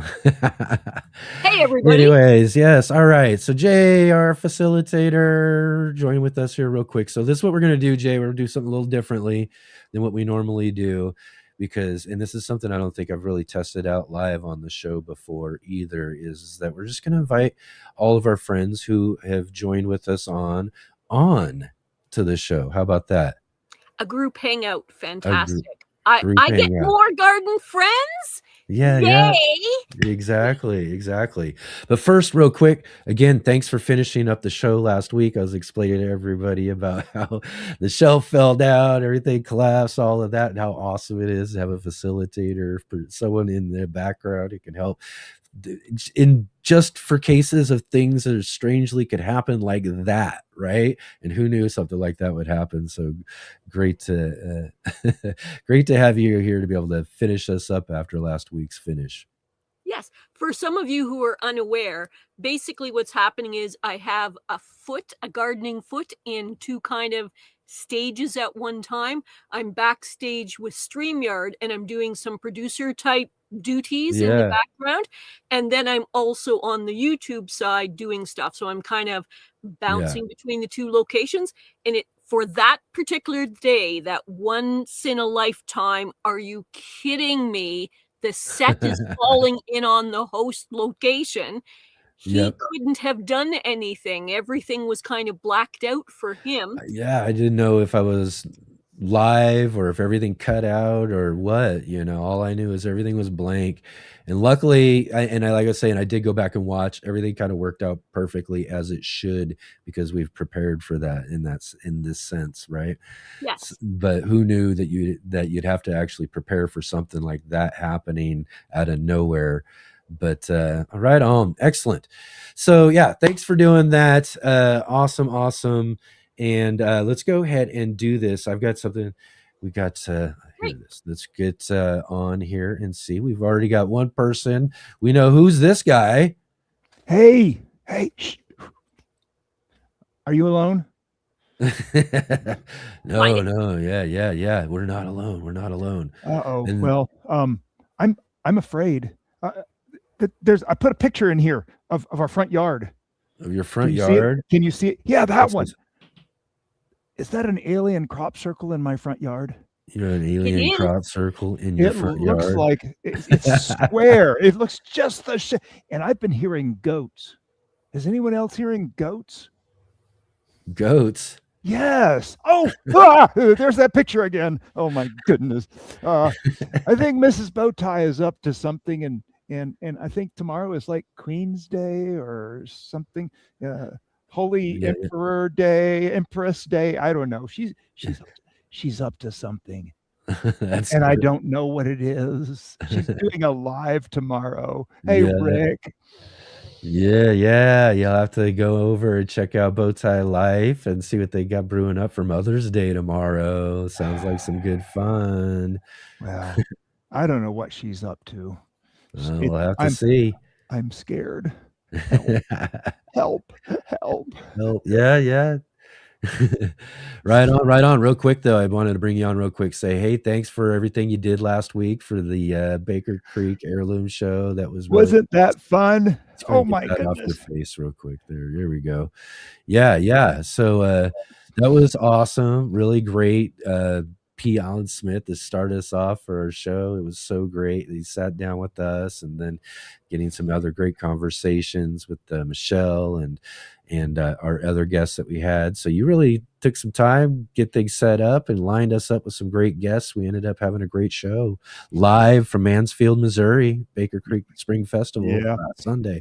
You got to give Michelle a lot of credit for that, because she was amazing. In fact, after she left camera, we were talking, and in fact, it was the closing of that show, and me and the others were talking. I was like, you know who Michelle reminds us of? Yeah, she's another Jay Dixon, just behind the scenes, making everything work. And I mean, seriously, it's like, wow, oh my goodness, she's another Jay Dixon. And we were all like, yeah, she really is. No, she's great. I've met her a couple of times. You know, we never really like officially met, but we've met like around, you know, the heirloom festivals and things like that as well too. But she does a lot of, you know, you see the work they do, and you know the people that they have behind the scenes doing that stuff. They have great people that work over there at Baker Creek. It's just really awesome. And I know you got to meet that whole family there. They're just really awesome. And like I said, they are a family too. So yes, they are. It's really great. So let's bring on some of our other guests that we got joining on with us. Just real quick, I want to say Shawnee sent me a very sweet email. Thank you, Shawnee. And we're actually going to an event Saturday, but I don't think we're going to be live streaming. You don't think? I don't think, really? Just don't think Bowtie. Just all right. Just okay. All right. Let's see here. We got our other friend right here with us. Look at that. We got how you guys doing? Will Dog. How's it going? We're trying something a little different here. We're trying to. We're just bringing everybody on right here. I'm going to see if I can't fit everybody up on here, because we also have another person who jumped on with us for the very first time. On our last community show. We have our buddy Rob from Rob's Allotment Gardening as well too. I've even got Buddy at the side of me for a minute. Now he's gonna jump down. Right on. He's going in the window. Oh yeah, I gotta hang out in the window there, right? Yeah. Because we're on his own. June is in Mallorca. Oh, excellent. You're on your own then, huh? Yeah. I mean, we've had a great day weather-wise, 24 degrees, that sort of thing, centigrade. Yeah. But June was in the middle of the storm and absolutely lagging it down with rain. And I laughed at her, and she got the hump. Wow. Right on. Well, you know, it's great to have you back on hanging out with us here live, Rob. So awesome. And Will. I enjoy it. Glad to be here. We got David, Bowtie David here with us as well. Everyone else in the comments here, what I'm going to do here too, real quick. So I'm going to post a link real quick, and y'all can use this link here. Maybe if you want, let's see how many we can fit. If you want to join in and fit in here with the rest of us here, hang out again. We got about, let's say about 25 minutes here to finish up the show with, kind of hang out a little bit. I do have one other person in the back. I'm not familiar with the name, and I haven't seen anybody on camera yet. So if I see somebody on camera, I'll pop them on as well. But I think Sean the Gardener. Okay. There we go. Here we are. Let's see who we got here. This is a first time person, I believe, here on the show. Oh, excuse me. Let's see who we got here. Is it Dr. Leby? Oh, is that right? Yeah. How you guys doing, the Urban Gardener? How are you doing? Doing? Right. Good. I'm with the Farmers Alliance with the hemp in New York. I have 2 farms. I got one in New York, huh? Yeah, and I got one in Vermont where I'm at right now. Awesome. Yeah, I got hemp. I got hemp licenses. I got USDA license in Vermont, and I got New York agricultural in New York. Right on, right on. Now, I Well, like thanks it for too. coming to hang out with us here. This is community shows. I'll mention everybody else, or not really a full one. This is what I want to say is that we're going to do a regular, what we do kind of community show next week. And that's kind of what I'm going to talk about a little bit here. This is where we get folks on. And again, like this, is it, what do I call you? Doctor? Is that what it is? Yeah, Doctor? Dr. Levy. Dr. Levy. All right, we'll call you Dr. Levy here. So what we do is we get folks who join us, our audience members, you know, a chance to kind of hang out like a call-in radio show. And we chat about all sorts of different stuff, you know, whatever's going on, and get to meet each other who are hanging out with each other here on the show and all of that. I've shared a link that these folks have used here. Everybody who's watching right now, go ahead and use that link if you want to pop on. See, maybe we can fit on here. I don't know how many I've ever really tried or gotten on there here before or whatever, It's but 10, this is I a little think. bit of a different thing. But what I'm going to do here real quick is I'm going to point this out, and we'll kind of do a little round table here real Oh, quick. there, behave.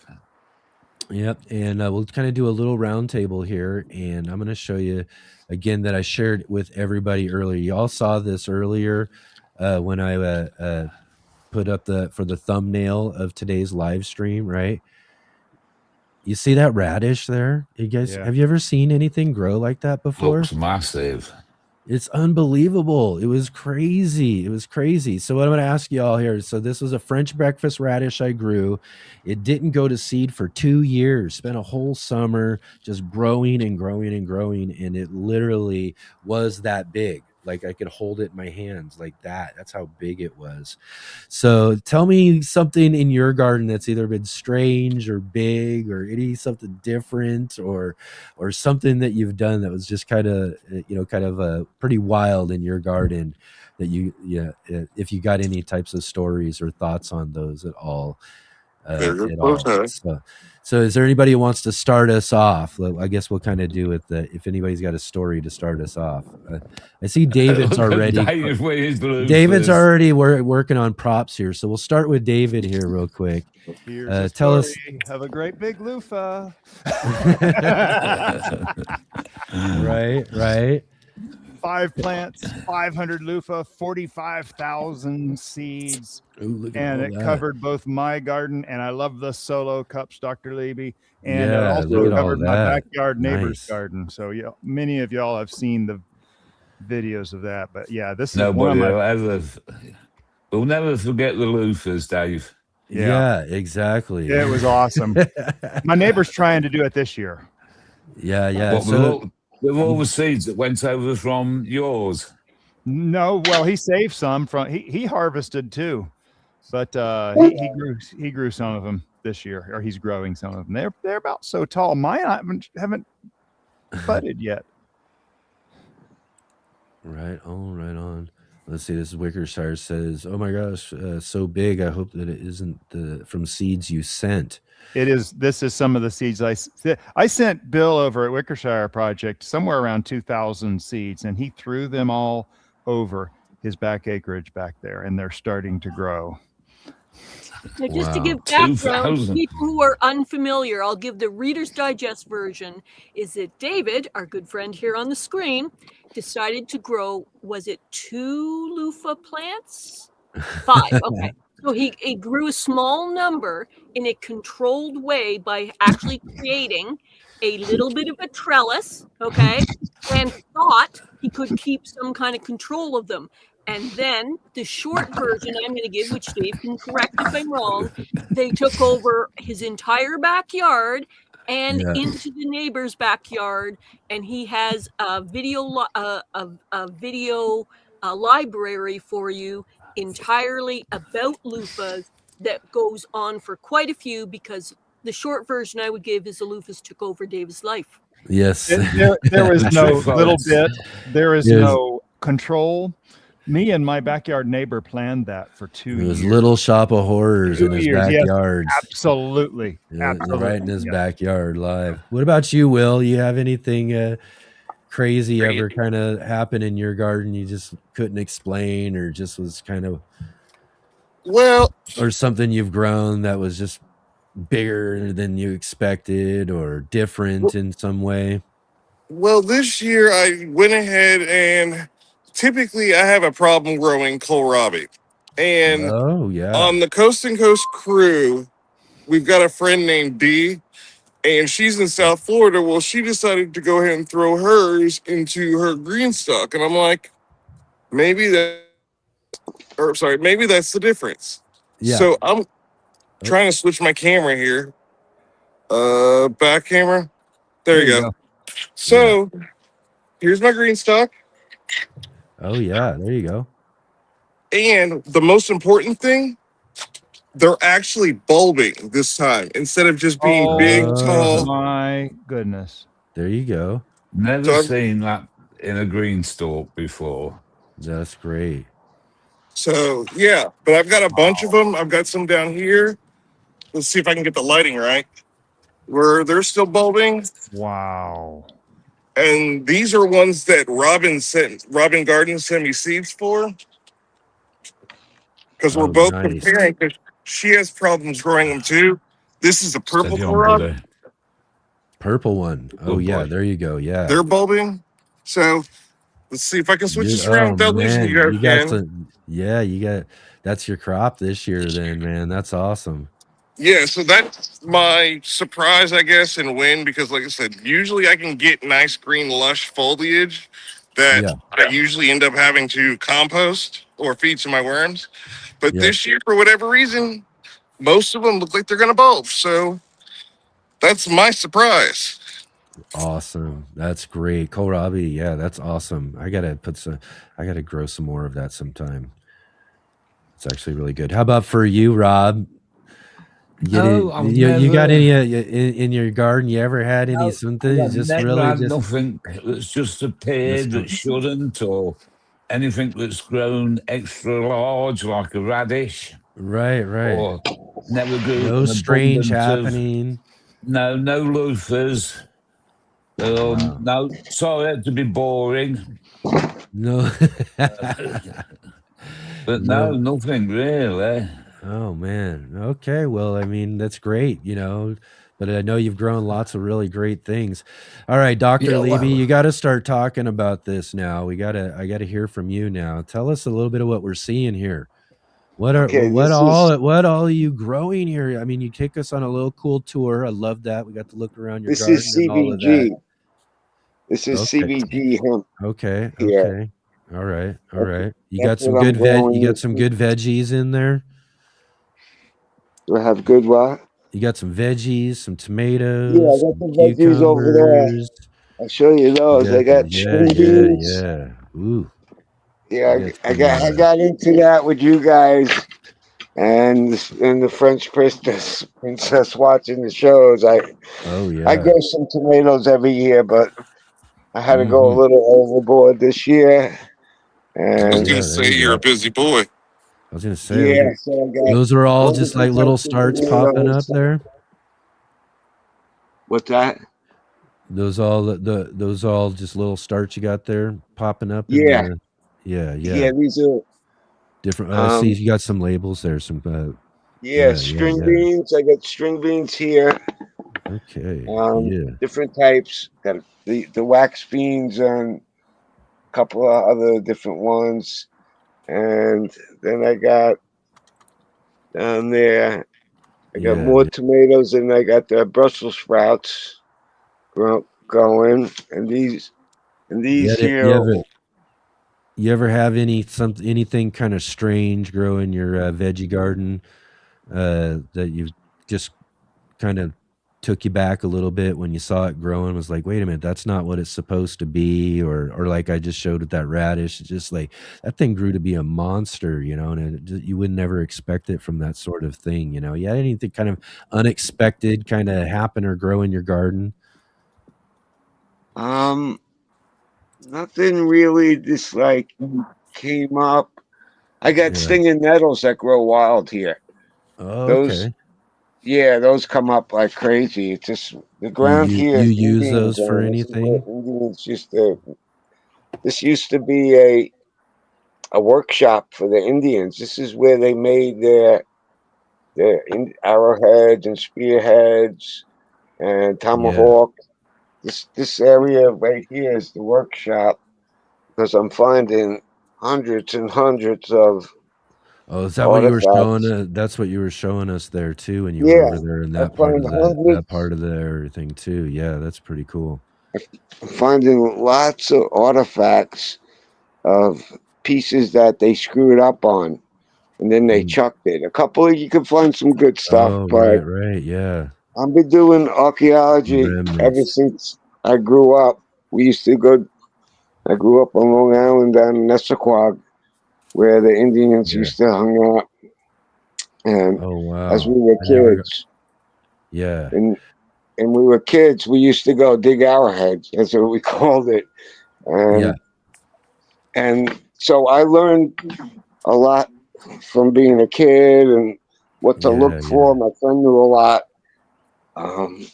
Yeah, so we did that with the kids when we were kids. And then my friend Yeah, dug up a skeleton. Oh, So no. and then archaeologists came from Stony Brook University and kicked us out. I bet. And dug the whole They were probably very interested in that space for sure. Yeah. And they kicked us out. And then we found out that the Indians from Connecticut came across the Long Island Sound and attacked them over there. And I don't know what we're calling a massacre.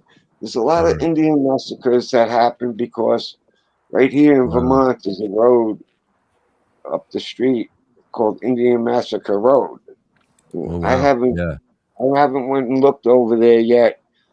And also in Long Island, in Mount Sinai, on the cliff, there used to be a mansion up there. And the college kids rented it. And they used to have big parties up there. And on the cliff, you could see the arrowhead sticking out of the erosion.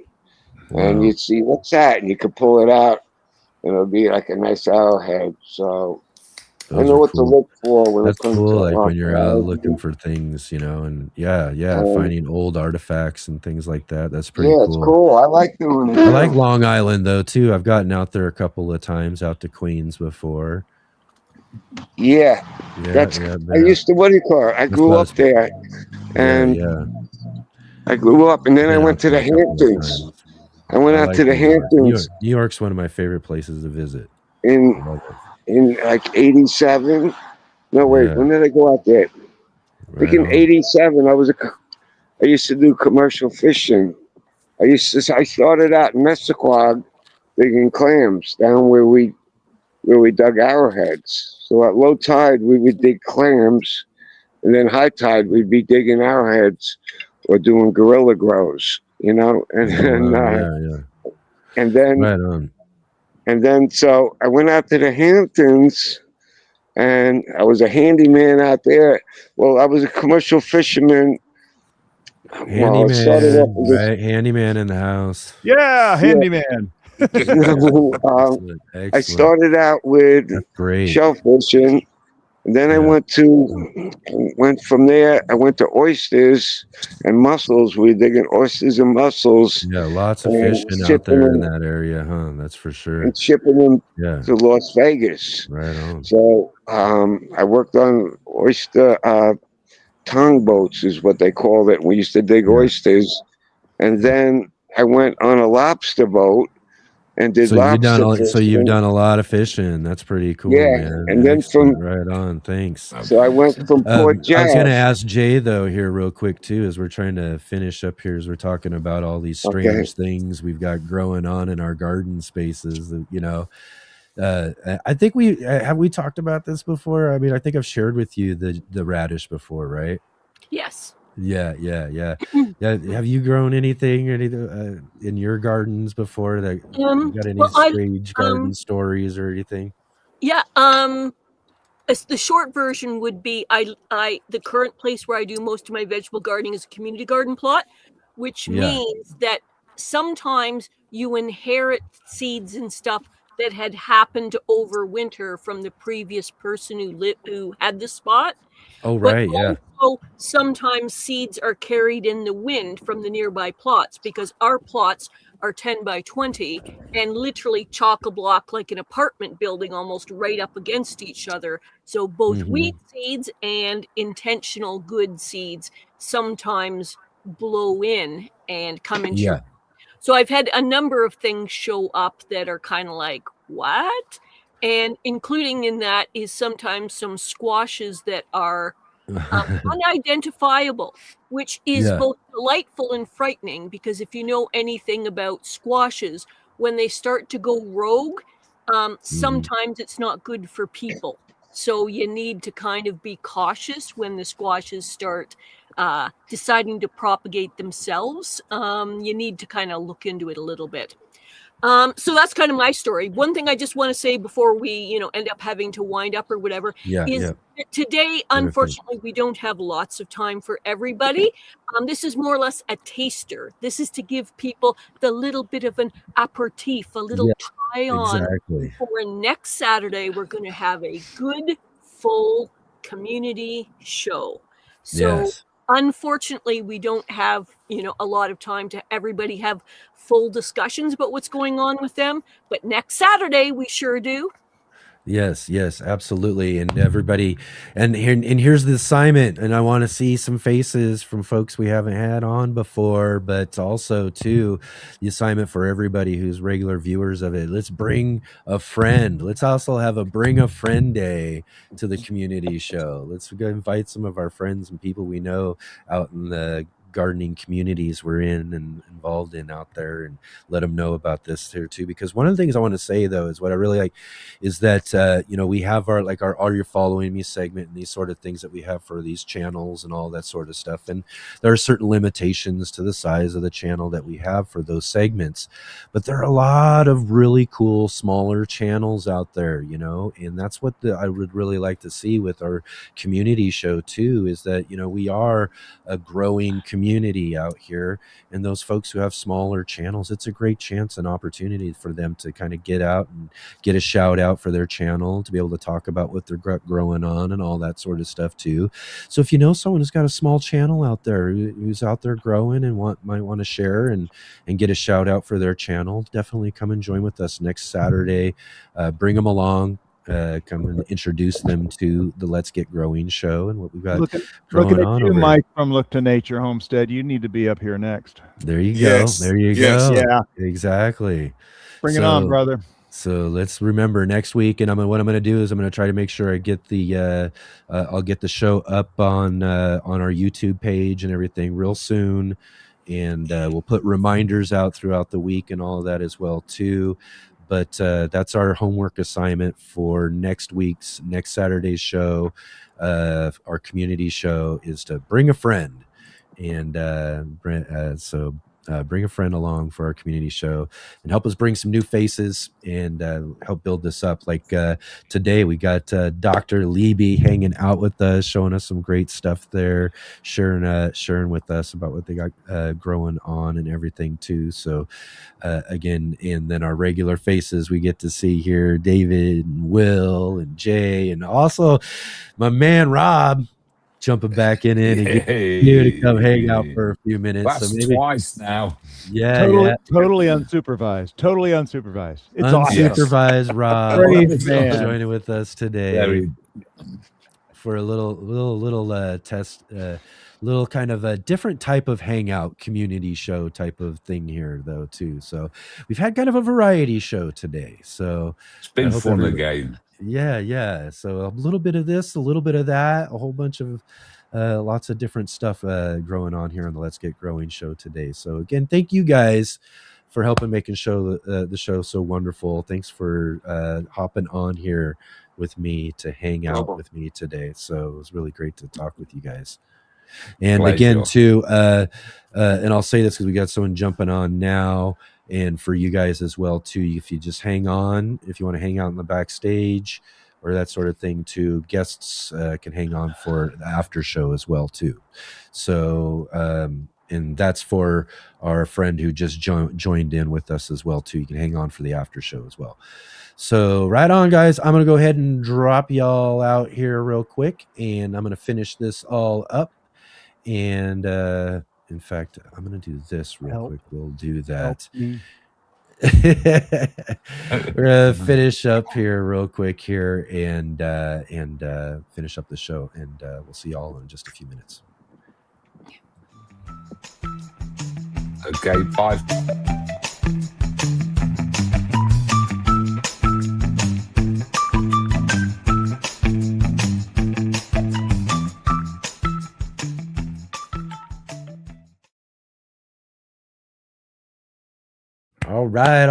All right. Excellent. What a great fun show we had anyways. Like I said, I'm going to throw a few things at the wall and see what happens. And it ended up turning out really, really great. So again, real fun conversation there with our good friends, a little teaser for next week's community show. So like we said, come and join with us next week and bring a friend along and come and join with us and hang out. And we'll have a great show with the whole community. Where you, the audience, can be the guest. And like I said, those of you, a few folks who's still here I haven't seen yet, jump on with us. So hopefully we can talk you into it. Come hang out. Mark your calendar. Next Saturday, community show. And again, too, I want to say thanks to Paul from Guten Gardening for doing his In the Garden segment. And I apologize we didn't get it played in its normal time slot, but it was really great to get such a really amazing, cool tour around your garden. Thank you so much for putting that together. And again, thank you to Shawnee from Shawnee Grows for her Grow What You Eat segment today. And thanks for putting that together. Thanks for putting your time and effort into helping make such a great segment, along with Robin from Robin Gardens, Katrina from Sow and Tear. As I mentioned earlier, our Green Room show is on hiatus for a short period of time. We'll see. We'll get things back together. Hopefully we'll have Grow What You Eat and all that sort of stuff back and up and running again, because it's a really, really fun show. So we're back to Saturday and Sundays here. So again, just remember that we're here on the Let's Get Growing show if I could find it now.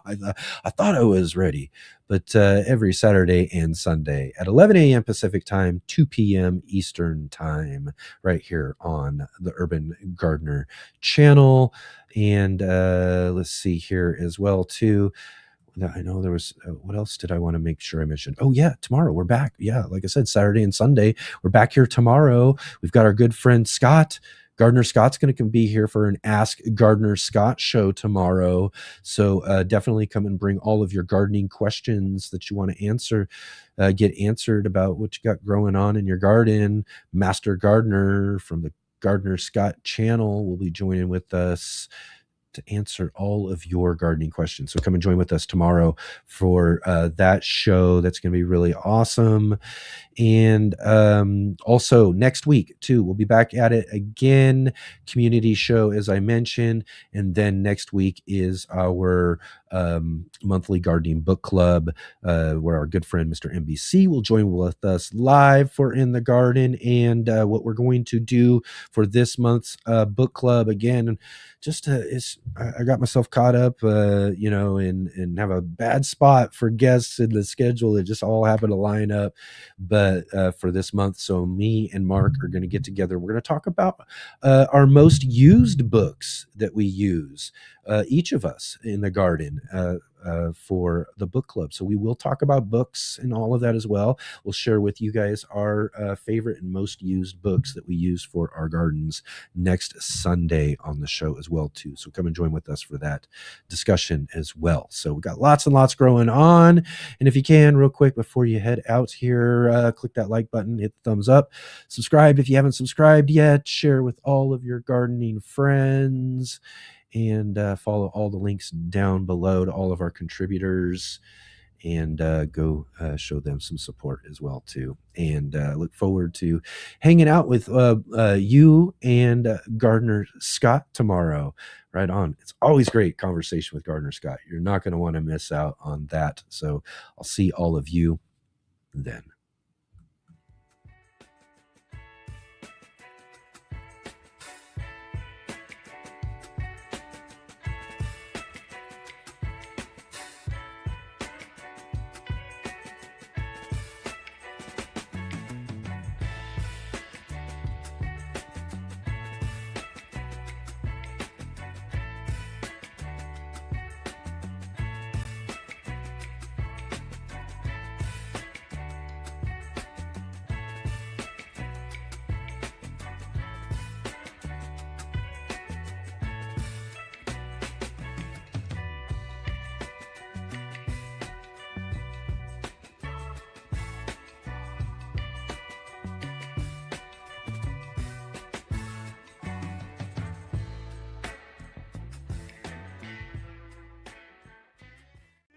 The ugliest plant in the world, but I love it.